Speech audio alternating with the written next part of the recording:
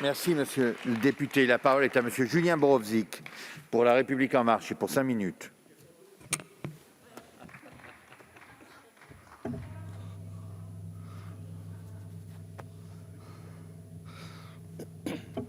Merci, monsieur le président. Monsieur le ministre, mesdames les présidentes de commission, chers collègues. Pour évoquer une situation de crise en période de campagne présidentielle, je souhaitais filer la métaphore sur Pénélope. Pénélope, l'égérie hellénique, bien évidemment. Pénélope, donc, qui eut la patience et l'intelligence d'attendre Ulysse pendant qu'il bravait toutes ces difficiles épreuves. Cette odyssée pandémique, notre nation l'a affrontée, tout comme Pénélope, confiante envers son exécutif, fidèle à notre majorité, car elle savait que, comme Ulysse, nous reviendrions victorieux de notre destin commun.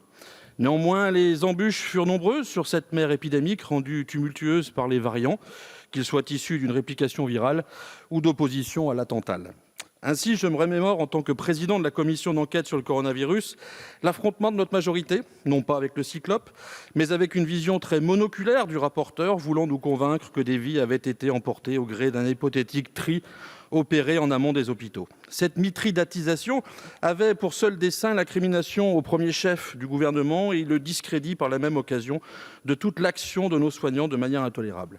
Cette pitié sans pitié pour les médecins n'eut de fait pas besoin d'oracle pour produire un rapport à charge. La suite de notre épopée sanitaire se heurta par la suite au supplice de Charybdis et Scylla, juchés sur leurs récifs des deux bords de notre hémicycle. Leur doux chant démagogique, populiste, voire irresponsable, tentait de nous pousser au naufrage vaccinal. Il n'en fut pourtant rien. Nous avons en effet gardé notre cap, organisant une stratégie d'injection basée sur des faits scientifiques, en offrant en priorité les vaccins aux publics les plus fragiles, faisant ainsi diminuer drastiquement la mortalité de nos aînés. Pour autant, si le vaccin réduisit considérablement la pente des hospitalisations, nous devions abréger l'épreuve perpétuelle de Sisyphe à laquelle nous étions astreints depuis le début de cette crise, tant il est vrai que le rocher viral dévalait irrémédiablement la pente de nos espoirs. En juillet 2021, l'exécutif décida de fracturer cette pierre devenue insupportable en utilisant l'outil aiguisé par nos débats, le pass sanitaire. Cette annonce permit une recrudescence nette des vaccinations dans les centres jusqu'alors bercés par la torpeur estivale. Aujourd'hui, toutes les études convergent vers une conclusion sans appel. Il nous fallait obtenir une vaccination complète et large pour affronter les différents variants. Cette assise protectrice nous a autorisé un maintien des ouvertures de tous les lieux publics et une protection de l'économie évaluée à plus 6 milliards d'euros hebdomadaires. Mais bien plus que des euros, le pass a prouvé qu'il sauvait des vies. 32 000 morts évitées et qu'il limitait les hospitalisations, notamment en soins critiques.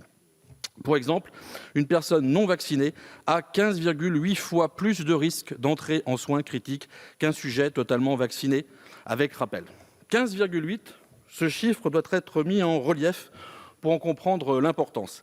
Par exemple, dans cet hémicycle, il y a exactement 15,8 fois plus de députés LREM que LFI.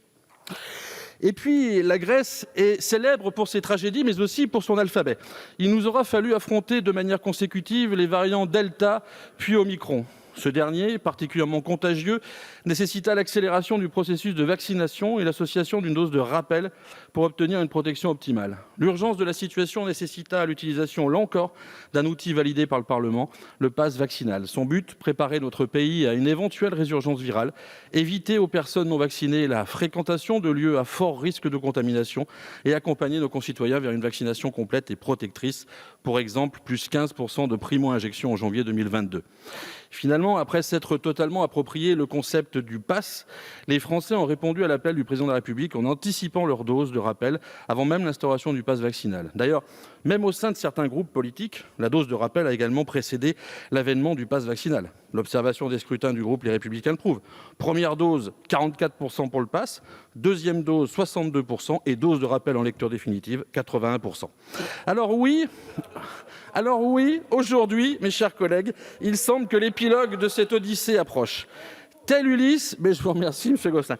Tel Ulysse, notre majorité aura été la seule à savoir bander son arc législatif et démocratique pour réussir à traverser les différents fers de hache que furent les vagues consécutives. Après cette ultime épreuve, notre nation, comme Pénélope, écarte définitivement ces nombreux prétendants auxquels elle n'aura jamais cédé durant cette crise. Preuve que les décisions courageuses, responsables et sages que nous avions prises durant plus de 2 ans ont construit un lien de confiance et de participation sans précédent avec nos concitoyens, et ce, bien au-delà de la vindicte politique électoraliste ou l'opprobre conspirationniste.